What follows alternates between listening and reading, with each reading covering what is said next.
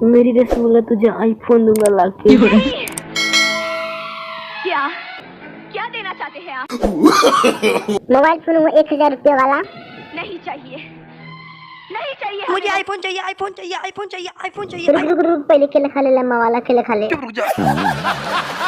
मैं जब भी किसी के हाथ में आईफोन देखता हूँ मेरे दोस्त, मुझे बड़ा मजा आता है। मैं जानता हूँ। तुमने कभी आईफोन देखा है? हाँ। कैसा होता है? बहुत मोटा होता है। चौक है ना। का कराइल बाटे से बोला तोर बिटिया आईफोन दिए कात रहल, बोला दे हम आई गल बाटी बाहर खड़ा बाटी, बोला दे।